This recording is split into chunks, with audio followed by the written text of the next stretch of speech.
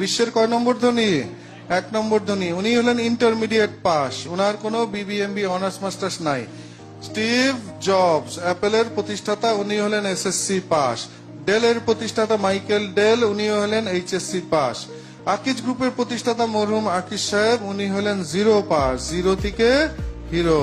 পার্টেস কোম্পানির প্রতিষ্ঠাতা হাসিম সাহেব, এটা একটা বিশাল কোম্পানি, উনি আবার নর্থ সাউথ ইউনিভার্সিটি ট্রাস্টি বোর্ডের চেয়ারম্যান ছিলেন, উনি হলেন ক্লাস 4 পাস।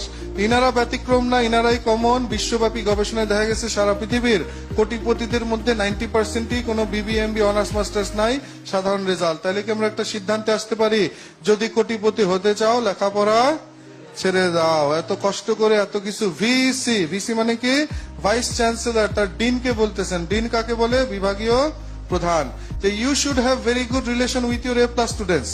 মানে একটা ভার্সিটির ভিসি স্যার ডিন স্যারকে পরামর্শ দিচ্ছেন যে আপনার ডিপার্টমেন্টে যারা A+ এদের সাথে সম্পর্ক রাখবেন। কেন? এরাই তো কেউ কেউ পরবর্তীতে টিচার হইতে পারে। তারপরে বললেন আর যারা D- সবচেয়ে খারাপ রেজাল্ট, এদের সাথে একটু সম্পর্ক রাখবেন, কারণ 20 বছর পরে আপনার ডিপার্টমেন্টে সবচেয়ে খারাপ রেজাল্টের ছাত্র আপনার ফ্যাকাল্টির উন্নতির জন্য, ল্যাব লাইব্রেরি বিল্ডিং বানানোর জন্য আপনাকে 20-50 লক্ষ টাকা কি করবে? দান করবে। কি হবে? তার তো রেজাল্ট খারাপ, তার চাকরি বাকরি হবে না, কি শুরু করবে? ব্যবসা শুরু করবে। জিপিএ 5 না হলেও হতাশ হতে নাই। ভালো রেজাল্ট না হলে বুঝতে হবে আপনি আগামীর বিল গেটস, আপনি ভবিষ্যতের আকিজ। আর যাদের রেজাল্ট ভালো, তারা যেই বন্ধুদের রেজাল্ট খারাপ তাদের সাথে কি রাখতে হবে?